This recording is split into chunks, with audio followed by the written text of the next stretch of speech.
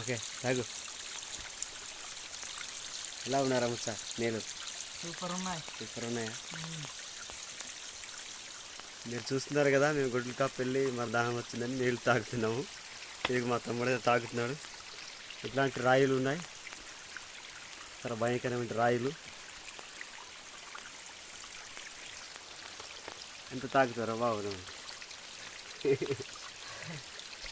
చాలా దాహం వేసేసిందండి. ఓకే